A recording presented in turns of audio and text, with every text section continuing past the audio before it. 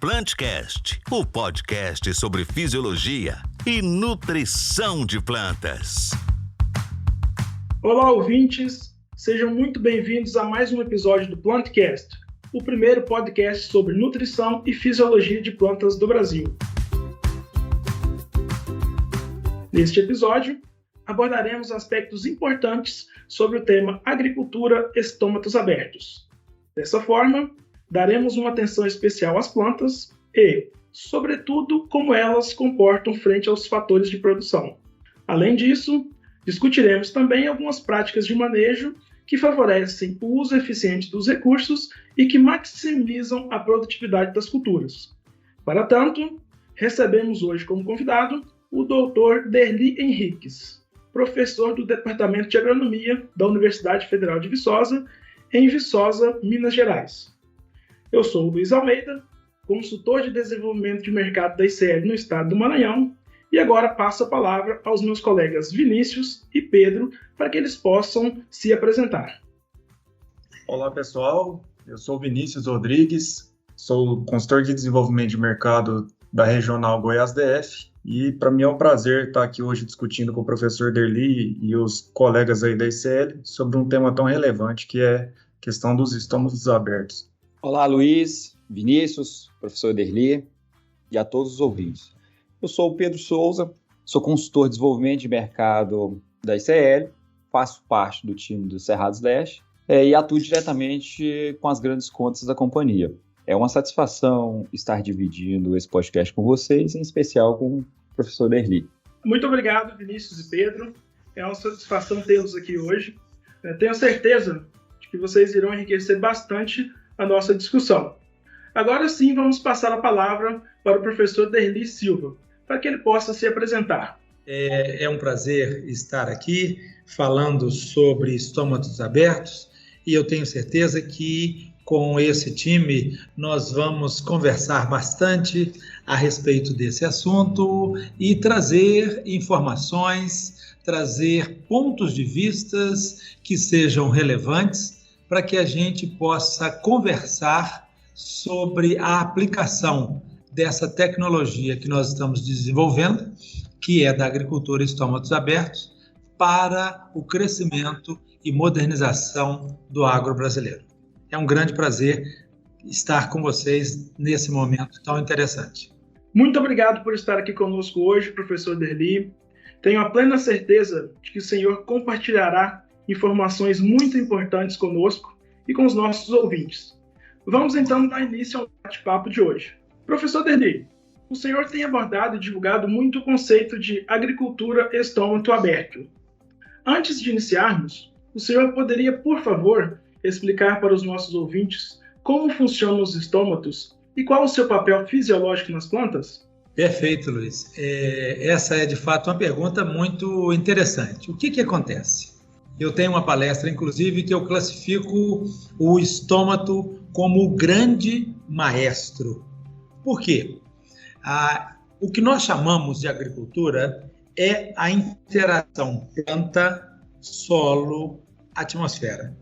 Se nós não entendermos minimamente esse trio, que é extremamente importante, que está no cerne de toda tomada de decisão, nós vamos, quase sempre, vamos estar trabalhando, privilegiando um lado e privilegiando o outro. Mas, como eu disse, a agricultura é a interação do sistema solo, planta, atmosfera. E nesse conjunto todo que nós vamos estar pensando, focando no trânsito da água, na absorção de água e nutrientes, nós vamos ter o estômato como a válvula mestra. É ela que faz a conexão planta-atmosfera. E em fazendo a conexão planta-atmosfera, ela conecta planta-solo. Ora, então como que os estômatos funcionam? Hoje, inclusive, eu ouso dizer que a agricultura brasileira ela pode ser explicada dentro da agricultura estômatos abertos. Por quê? Na verdade, não é agricultura brasileira, é agricultura tropical. Ora, quando nós focamos na atmosfera, eu estou pensando em luz, temperatura, umidade relativa e déficit de pressão de vapor. Esses 4 fatores são muito importantes. Lógico que o vento é um 5º fator bastante importante, ele tem sido citado em alguns livros e em alguns artigos, mas o vento vai trabalhar associando especialmente temperatura e umidade relativa. Agora, então, luz, temperatura, umidade relativa, déficit de pressão de vapor. De todos esses que eu citei, a luz é o mais importante, ela é o gerador de temperatura, e em cima dessa temperatura, trabalhando na umidade relativa, eu chego no déficit de pressão de vapor. O que é o déficit de pressão de vapor? É a força com que a atmosfera puxa a água de qualquer superfície, inclusive da planta. E quem regula a saída de água da planta para a atmosfera é o estômago. Então, de manhã, 5, 6, 7, 8, 9, 10 horas da manhã, nós vamos ter temperaturas menores, umidades relativas maiores, automaticamente a planta perde menos água para a atmosfera. Perfeito? Porém, por volta de 11, meio-dia, 1 hora, 2 horas, 3 horas, 4 horas da tarde, eu acredito que em Balsas a gente esteja passando por temperaturas muito altas, mesmo na parte da tarde do dia. Nesses momentos, a temperatura sobe muito, a umidade relativa desce muito e a atmosfera demanda grande quantidade de água. Então, basicamente, toda a água que a planta consegue absorver, ela perde na forma de vapor para fazer com que a planta não sofra um estresse hídrico e térmico. Porém, nesses horários, 11, meio-dia, 1 hora, 2 horas, 3 horas, 4 horas, a demanda atmosférica é tamanha que a planta, para prevenir o dessecamento, o que ela faz? Fecha os estômagos. Que aí, fechando o estômago, para de perder água. Mas uma coisa importante que nós temos que entender é que de 85% a 97% de toda a água perdida é, na verdade, para controle térmico. Então, nesses horários, 11, meio-dia, 1 hora, 2 horas, 3 horas, 4 horas da tarde, a planta para de perder água, só que ela entra em estresse térmico. E também em estresse hídrico. Por quê? O estômago fechado, ele não perde água para a atmosfera, automaticamente o sistema radicular não absorve água e nutrientes. Então, no momento de máxima luminosidade, no momento de máxima temperatura, quando a bioquímica da planta, se estivesse em condições ambientais favoráveis, ela estaria produzindo a milhão, como se diz na nossa gíria produtiva. A planta, na verdade, está sofrendo um duplo estresse, que é o estresse hídrico e o estresse térmico. Depois das 4 horas, a temperatura baixa, o déficit de pressão de vapor reduz, a demanda por água na forma de vapor da atmosfera reduz também, e o estômago volta a abrir e a planta volta a fazer fotossíntese. Então, trabalhando aí com a sua pergunta, quando eu penso em agricultura estômago aberto, o que eu estou querendo? Eu estou querendo estender o tempo de abertura estomática o máximo possível, né? O ideal, não tenha dúvida, que seria termos, durante todo o período luminoso, o estômago aberto. Mas isso é uma situação bastante complexa, especialmente para nós que trabalhamos com agricultura tropical, né?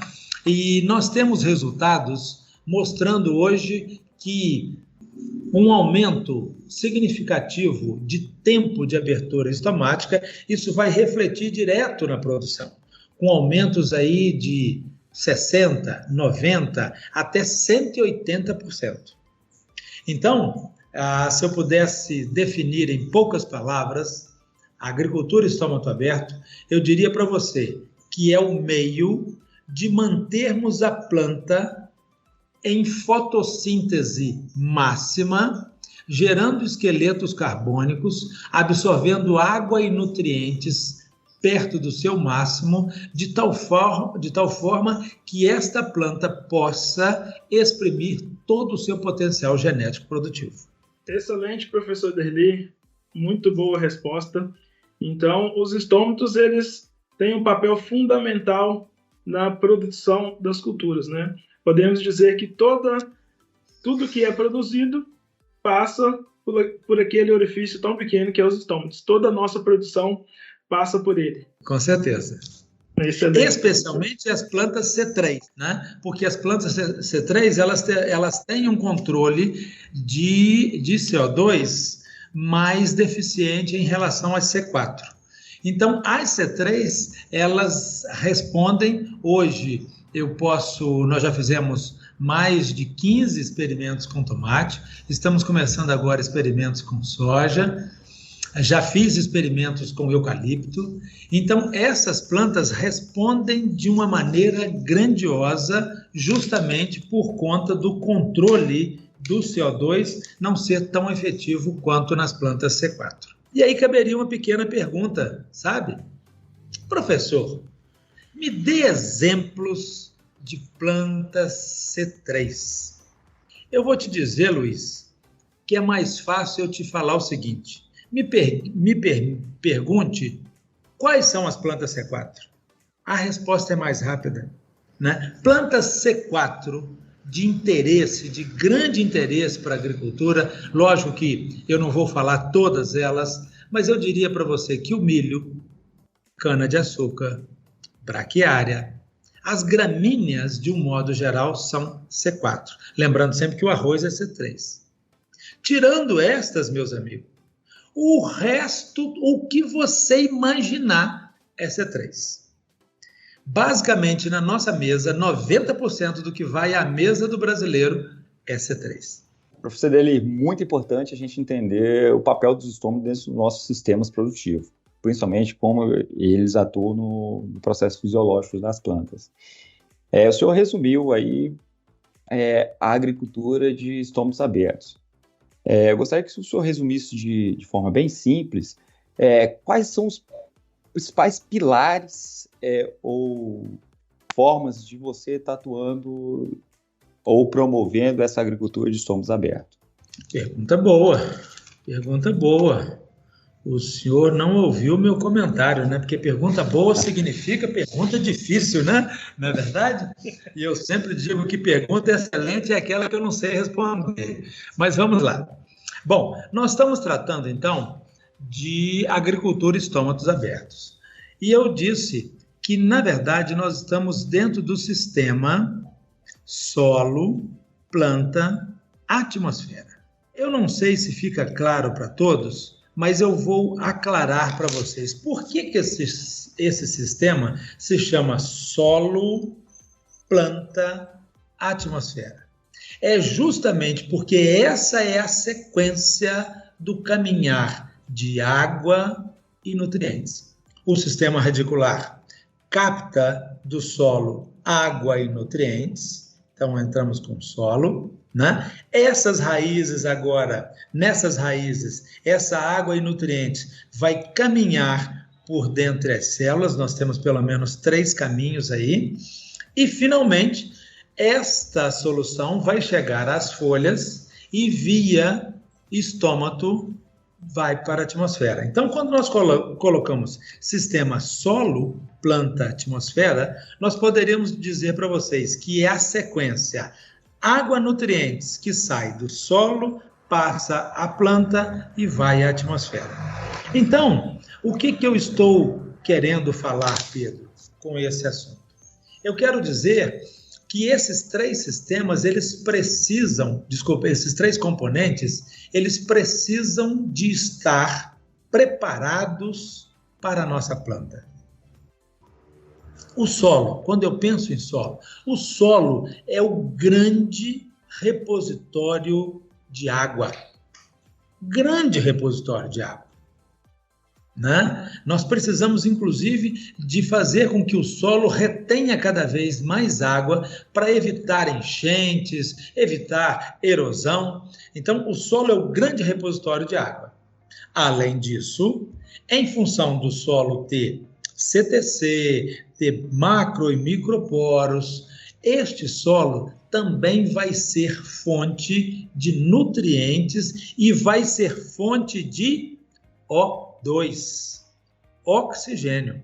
Então, eu estou falando de solo, o que eu estou pensando num solo? Eu estou pensando num solo profundo, eu estou pensando num solo com pH corrigido, eu estou pensando num solo com nutrientes balanceados, eu estou pensando num solo com vida de micro-organismos para que esse solo possa fornecer, então, água, nutrientes e O2. Professor Derli, por que O2?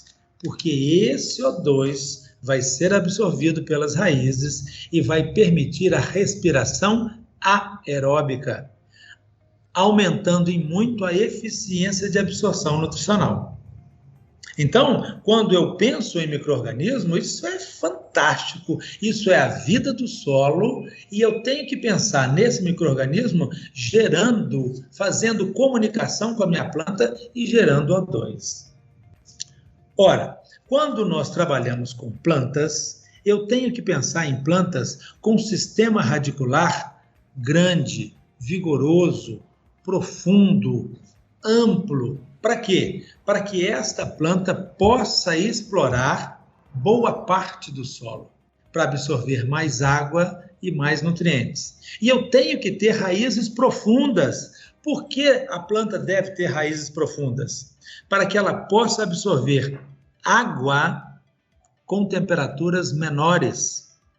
Nós já sabemos que quanto mais profundo é o sistema radicular, menor a temperatura desta água que vai ser absorvida. Automaticamente, melhor o controle térmico que vai ser feito na planta. Ainda pensando em planta, eu preciso de valorizar plantas com tricomas, plantas compactas e, se possível for, ter plantas com folhas mais estreitas, permitindo então a passagem da luz, a passagem do vento, a redução de temperatura dentro do dossel da planta, fazendo com que a sua planta possa gerar um ambiente entre folhas com temperatura menor e demanda evaporativa menor. Aí, nisso, a minha planta vai ter que absorver menos água para controle térmico e, automaticamente, o estômago vai ficar aberto por mais tempo. E a nossa atmosfera? O que dizer da atmosfera? Aqui em Minas Gerais, Pedro, a gente diz o seguinte: manda quem pode, obedece quem tem juízo. O grande senhor desse sistema solo, planta, atmosfera, especialmente no tocante à água, é a atmosfera. E a atmosfera, nós estamos falando de 17 quilômetros. E a agricultura brasileira hoje avançou muito. Então, uma coisa impressionantemente boa. Nós estamos trabalhando em cima de áreas que a gente não tinha pensado antes. Então, automaticamente, meu amigo, nós estamos trabalhando com muita luz, com muita temperatura, e automaticamente essa temperatura trabalhando em cima da nossa umidade relativa e com muito déficit de pressão de vapor, ou seja, com muita demanda de vapor por parte da atmosfera. Eu sempre digo o seguinte, que a atmosfera não tem como eu modular. Ela é muito grande, eu tenho que aprender a conviver com ela.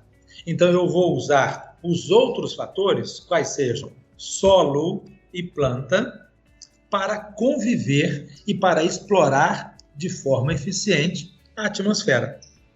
Então, eu tenho que montar um perfil de solo? Tenho. Eu tenho que ter um perfil físico, um perfil hídrico, um perfil térmico, um perfil que permita a essa planta descer esse sistema radicular o máximo que pode. E eu tenho que ter plantas que também me permitam modular essa população de plantas para que eu possa gerar entre plantas, dentro do dossel, uma outra atmosfera. Uma atmosfera que permita a planta ficar por mais tempo com os estômatos abertos. Ou seja, uma atmosfera com umidade relativa dentro do dossel um pouquinho maior do que a umidade relativa da atmosfera. Eu acredito que esses sejam os pilares e como a gente pode trabalhar com eles. Muito interessante, professor. Então, a ideia da agricultura de estômagos abertos é trabalhar não somente um único fator ou focar em poucos fatores, é focar no ecossistema como um todo, abordando desde a parte climática, genética de materiais, entre a parte de solo, abordando a parte biológica, entre outros fatores, se assimilando muito à lei do mínimo. O fator que estiver prejudicando em maior grau a sua produtividade limitará essa produção. Sim, perfeito. Você disse muito bem. Especialmente quando a gente trata de perfil químico do solo, eu uso claramente a lei do mínimo.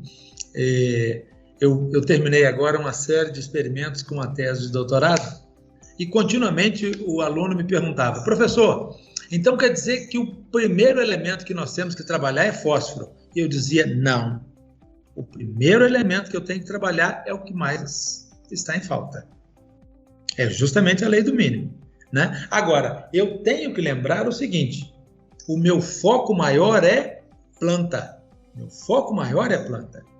E uma coisa muito importante que a gente precisa de lembrar é que todos nós que trabalhamos, nós queremos e fazemos jus a ter lucros éticos.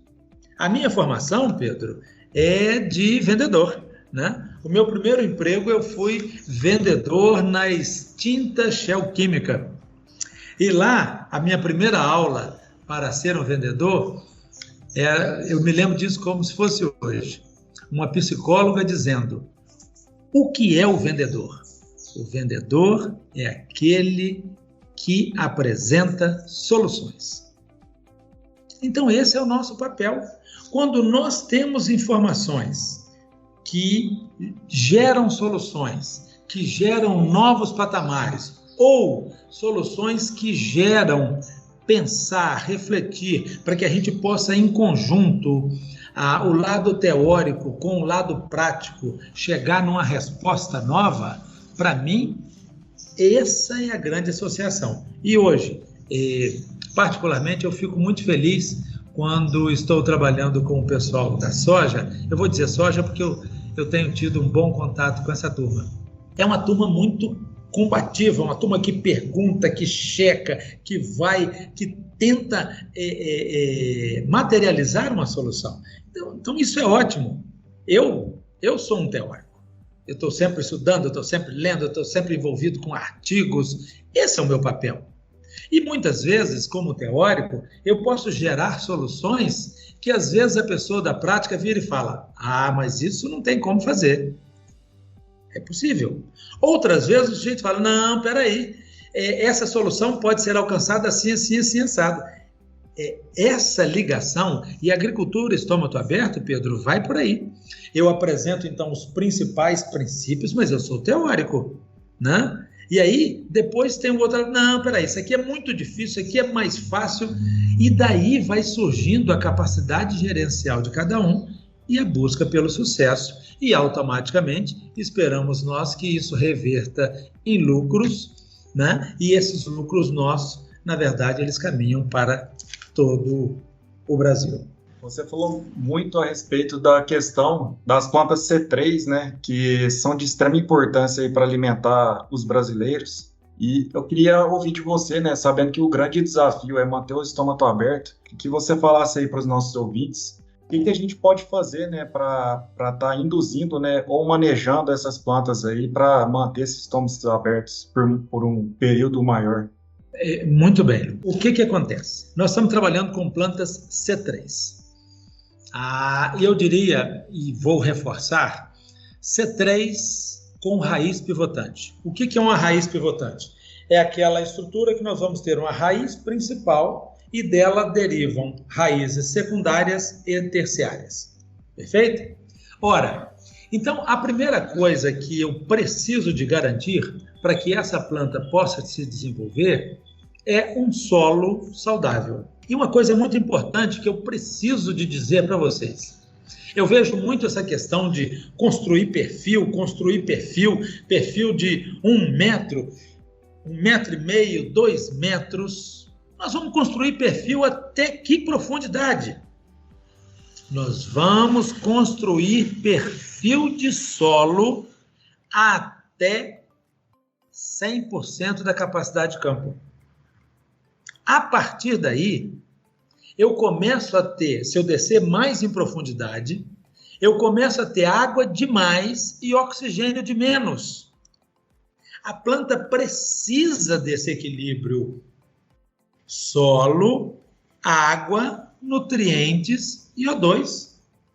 Não adianta, não, eu vou colocar o meu sistema radicular a 2,5 metros, a 5 metros de profundidade.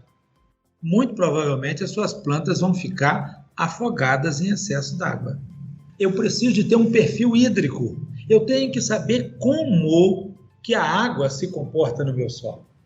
Até que profundidade que eu chego em 100%. Eu tenho dados hoje de Viçosa mostrando que a capacidade de campo nossa ela é atingida de 100%, entre 40 e 60 de profundidade. Eu preciso de preparar a camada de 0 a 60 como gente grande.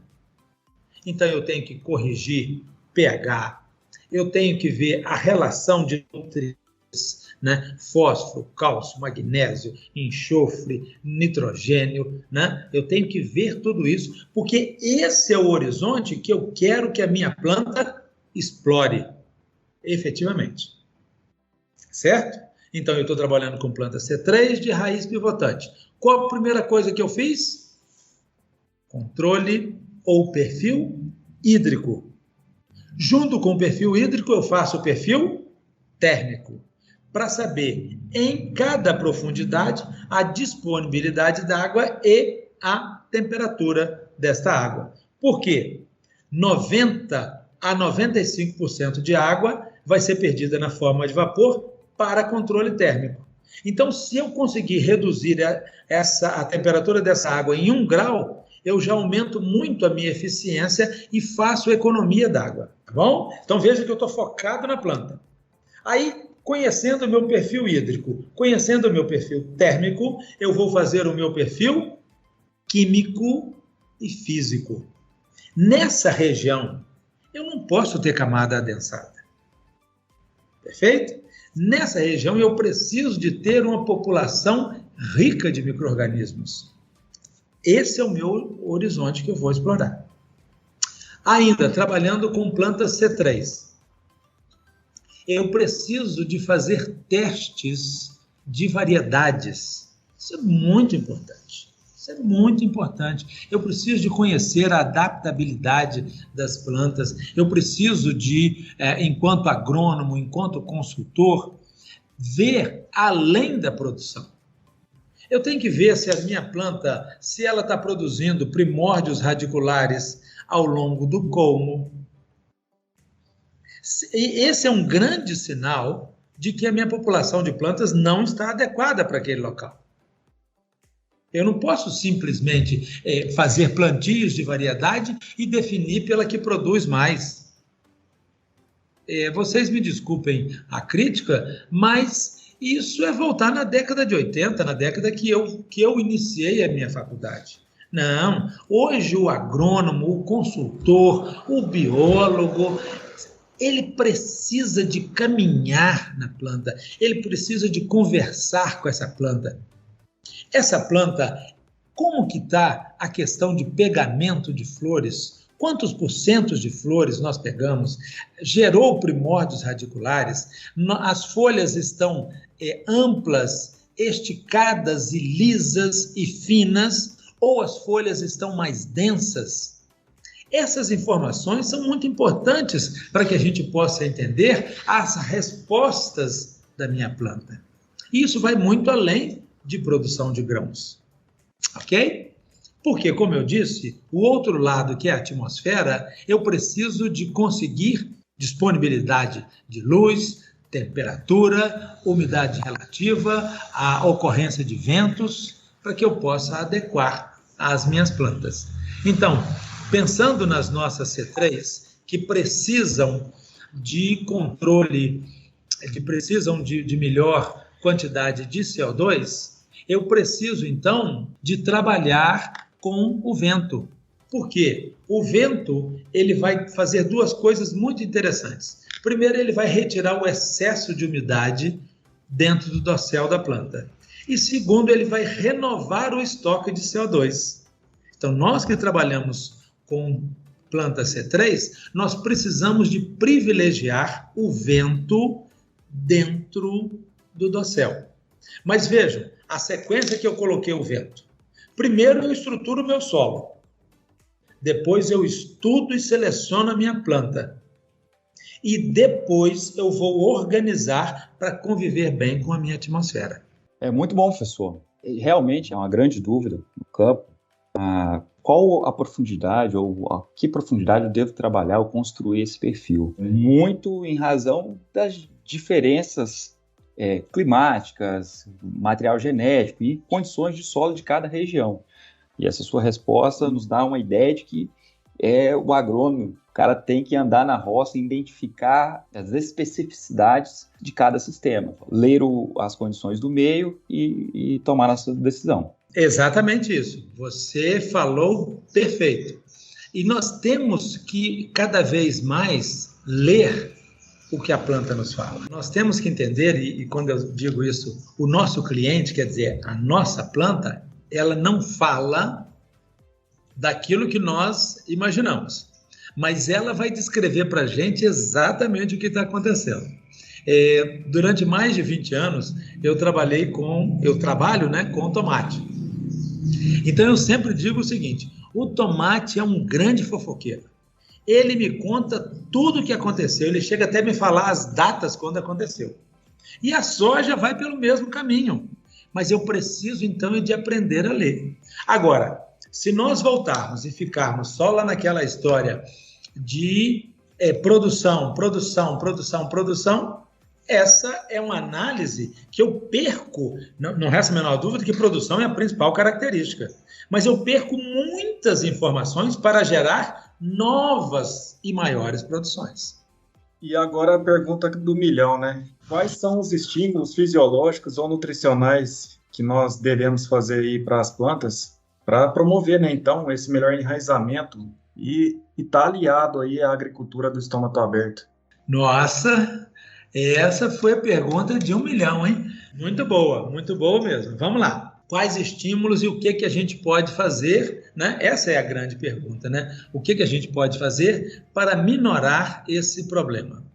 Bom, eu vou tentar não ser muito teórico, embora eu seja teórico, né? Esse é o meu papel no grupo, né? Por falar nisso, eu queria mandar um abraço para o Otávio. Ele me fez umas provocações que eu achei ótimas, né? Eu adoro esse tipo de coisa. E agora, professor, como é que nós vamos botar o estômago aberto, hein, com balsas dando 38 graus? Né? É isso mesmo. Essa é a nossa ideia, trabalhar junto, pensar junto. Mas quais os estímulos que nós temos que pensar? Pensando do ponto de vista de estímulos químicos, o nosso avanço em termos de nutrição de plantas, em termos de química do solo, é algo de fantástico.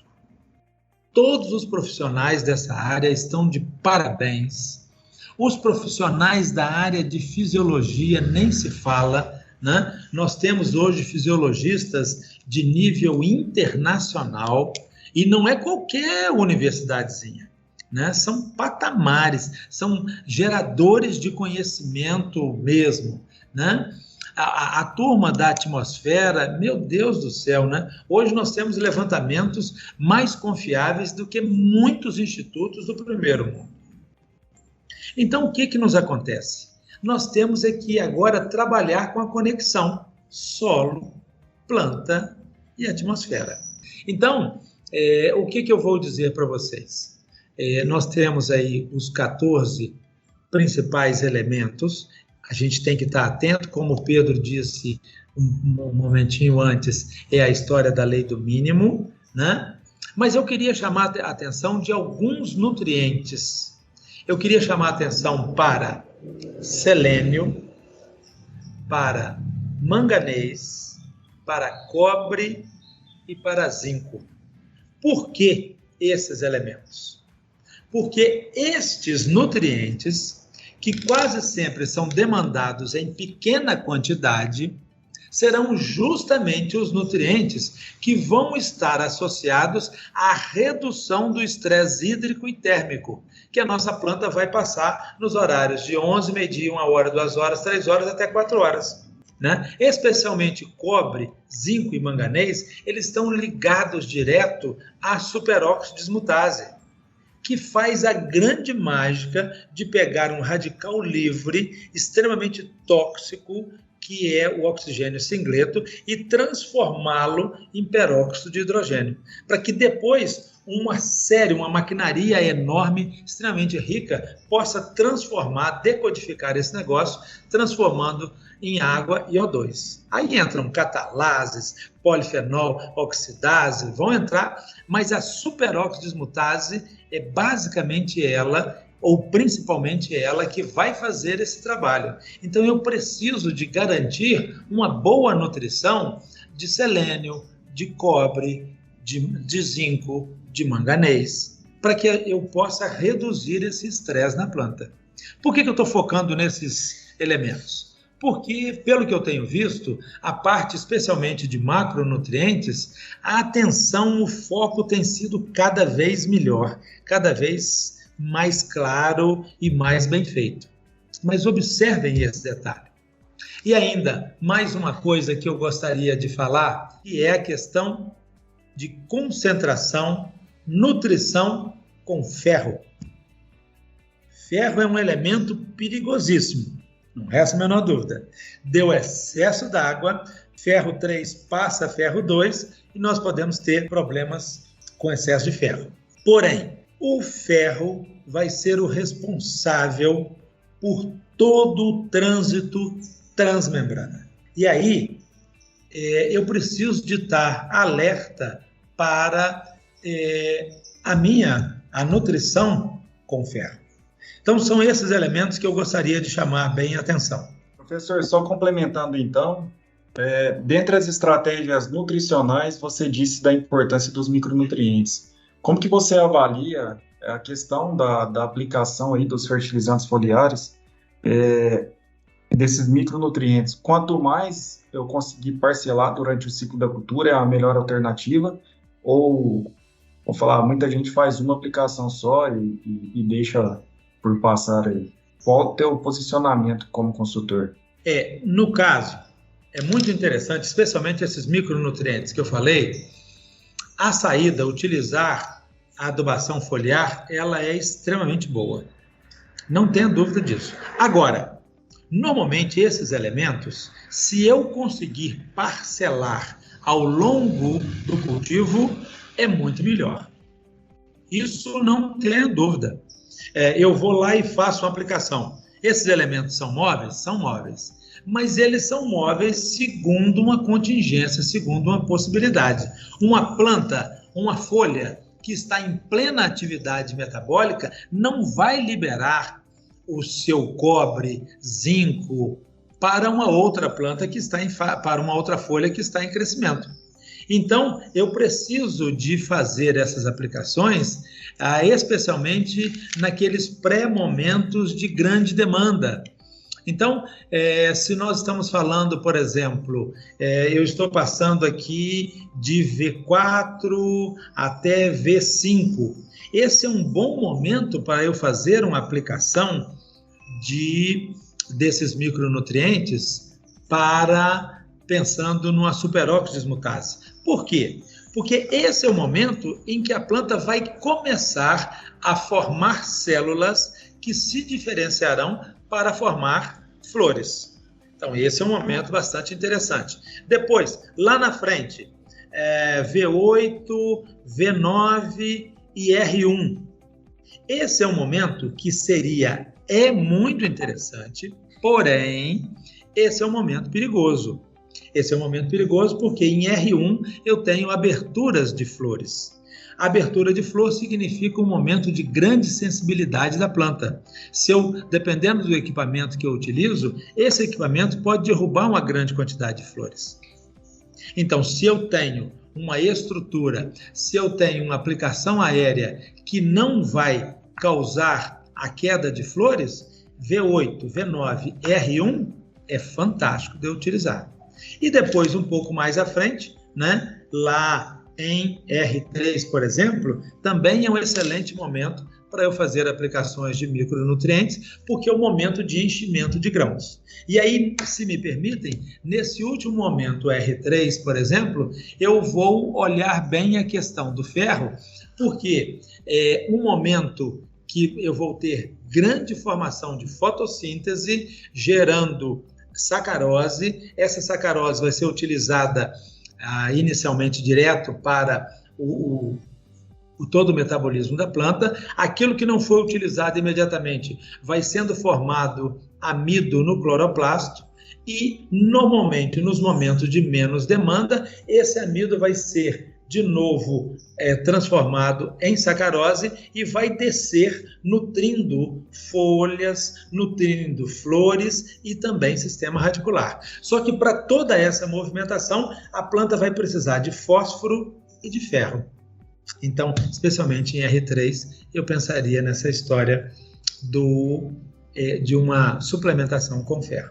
Professor Derli, muito bom, bem explanada a questão dos micronutrientes, e a gente tem visto no campo aí alguns colegas consultores também utilizando estratégias de macronutrientes como estímulo fisiológico, por exemplo, a aplicação de fósforo, aplicação de magnésio e também enxofre via foliar, visando aí esse estímulo fisiológico e melhorar, né, essa eficiência fotossintética. Queria que você explanasse um pouco para nós aí o quanto e o que pode contribuir essa aplicação aí com relação aos estômatos abertos.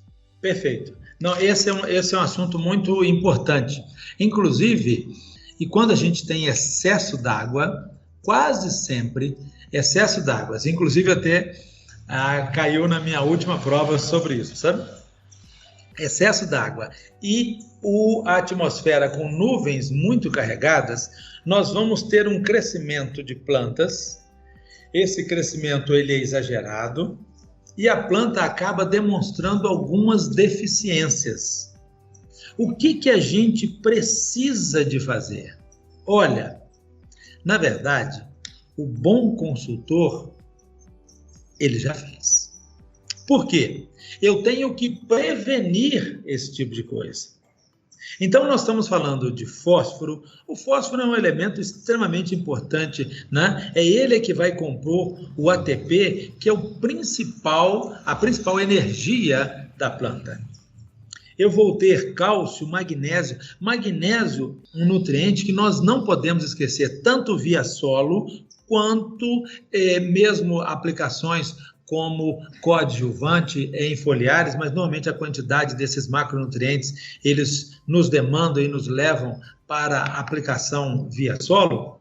O magnésio, meus amigos, é cofator de diversas rotas metabólicas. Todos nós vamos pensar lá na molécula da clorofila, né, nos anéis pirrólicos e magnésio, mas o magnésio é muito mais que isso. Então eu tenho que estar atento a esse tipo de coisa. Né? Eu tenho que estar atento a um boro, especialmente para a translocação via floema, por exemplo. Outra coisa muito importante também, a planta, o boro, ele é mais móvel do que o cálcio. Então, a planta vai jogar com cálcio e boro, tentando solucionar a maioria dos problemas. Porque boro e cálcio são dois amigos, são quase dois irmãos gêmeos. As principais ações que o cálcio faz, o boro também faz. Lógico que quando eu trato de pectatos de cálcio, a capacidade de cola desse pectato é muito maior do que o pectato de boro, os boratos, né? Mas, para todas as outras, elongamento de fusos acromáticos, translocamento ou transporte via floema, o boro vai ser muito utilizado. Outra coisa que você citou, que é a questão do enxofre. né? Nós temos que lembrar lá da ferridoxina, lá no esquema em Z da fotossíntese. A ferridoxina, ela vai ser muito importante para a absorção de ferro, por exemplo, para a absorção de enxofre, né? Então, você vê que tem uma conexão. Quando eu penso em nutrição, eu tenho que pensar de modo equilibrado em todas essas plantas. E eu deixei propositalmente por último o potássio, porque o potássio não vai fazer parte de nenhum elemento fixo, mas é ele que vai regular, na verdade, a abertura e fechamento estomático. Sem potássio, não há fotossíntese, não há absorção de CO2 e essa planta não cresce, não produz. Então, nós temos que pensar em macronutrientes, com certeza, para que essa planta possa trabalhar. Eu não posso pensar, eu vou focar esse ano em micronutrientes. Não. Eu tenho que focar em nutrição de plantas. E nutrição de plantas envolve planta, solo e atmosfera. Professor Derli, muito obrigado aí pelas respostas muito completas, né? Deu para entender bastante aí, a questão dos estímulos fisiológicos e nutricionais às plantas, né?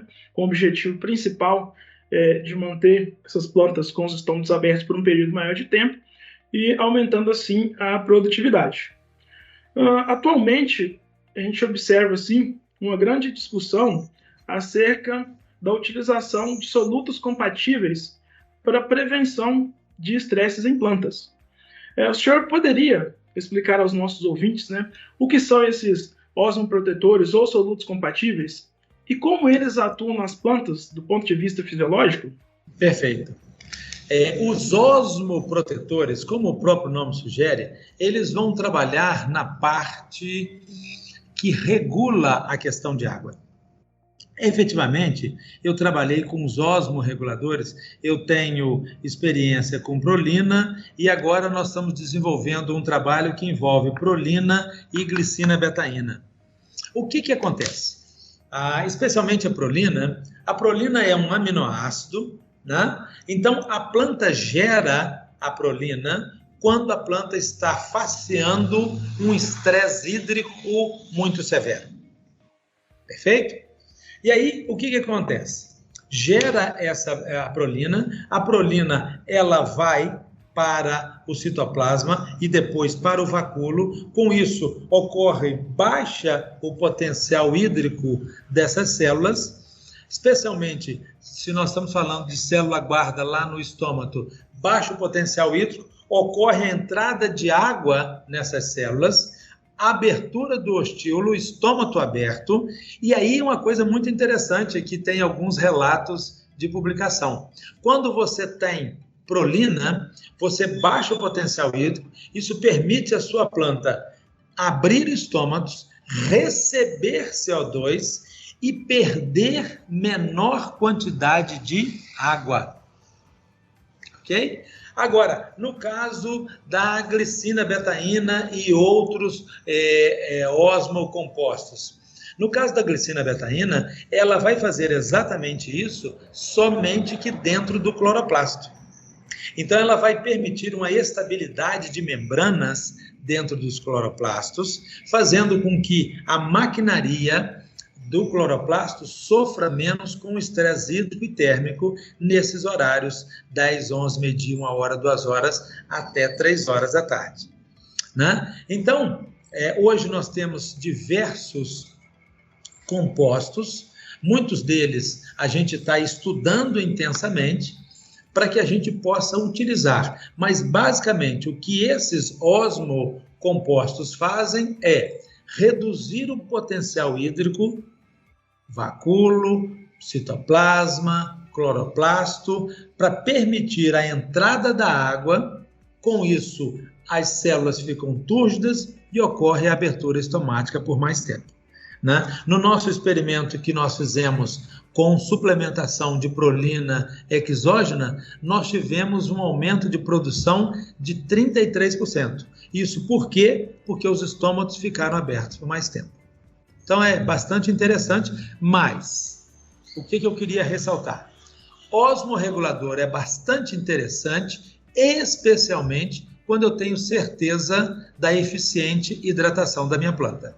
Então, eu tenho que ter preparado um perfil de solo, eu tenho que conhecer essa variedade para que eu possa utilizar eficientemente esses osmorreguladores.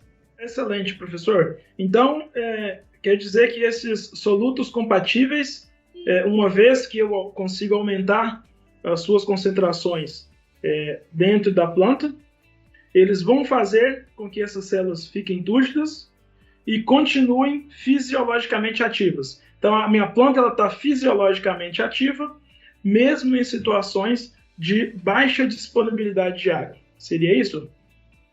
Seria exatamente isso. E, além disso, você faz com que a sua planta fique com o estômago aberto por mais tempo e perca comparativamente menos água. Então, você melhora a eficiência de utilização da água disponível. Se você me permite, eu gostaria de dizer também que esses solutos compatíveis, eles são ótimos para serem aplicados ali entre V4 e V5, V8 e V9, R1 até R3, porque eles têm que ser aplicados nos momentos de maior demanda fotossintética da planta.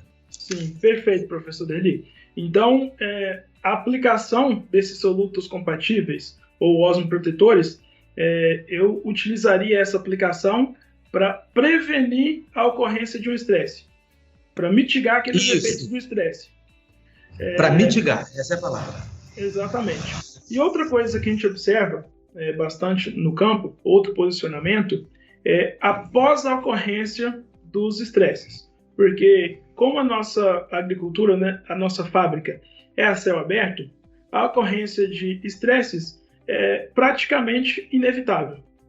E quando dá a ocorrência desses estresses, nós observamos que um posicionamento recorrente é a utilização de complexos de aminoácidos combinado com um complexo de macro e micronutrientes, para que a planta se recupere mais rápido desses estresses abióticos. Então, neste cenário, um manejo, digamos que próximo ao ideal, né, para o estresse, seria a sua prevenção com a aplicação de solutos compatíveis. Caso esses estresses ainda venham a ocorrer, eu posso fazer uma recuperação das plantas com a aplicação de um complexo de aminoácido combinado com um complexo de macro e micronutrientes. Seria isso? Você disse perfeito. Eu preciso de prevenir. Eu vou entrar num período em que a nossa análise do tempo está me dizendo que eu vou ficar por 15, 20 dias com chuvas intensas. Então, o que eu faço? Hoje, eu faço um reforço de macronutrientes. Hoje, eu faço um reforço de micronutrientes para que essa planta tenha elementos que permita a ela, tão logo o estresse desaparecer, que ela volte na sua capacidade produtiva. E aí sim, nesse segundo momento, pós-estresse, eu posso entrar com aminoácidos, porque esses aminoácidos eles vão ajudar muito no metabolismo da planta. Professor Derli, uma outra pergunta que o pessoal faz muito para a gente é se faz isolado esse osmorregulador ou nós fazemos ele num complexo aí de aminoácidos, conforme o Luiz comentou. Isso depende. Essa é a palavra que os agrônomos mais gostam, né? Eu até algumas vezes nas minhas provas, eu falo, eu sou tão bonzinho que eu começo a resposta. Aí eu escrevo, depende. Ora, o que acontece? Cada aminoácido, ele vai ter uma ação específica. Então, eu tenho aminoácidos que são osmorreguladores, né? Eu citei aí o caso da prolina. A glicina betaína não é um aminoácido, né? Mas ela vai atuar muito próximo de uma prolina também, só que atuando em outro nível na célula, ok? Então, a gente tem essas funções. Quando você faz um complexo de aminoácidos, você precisa de saber e conhecer individualmente as funções de cada um deles.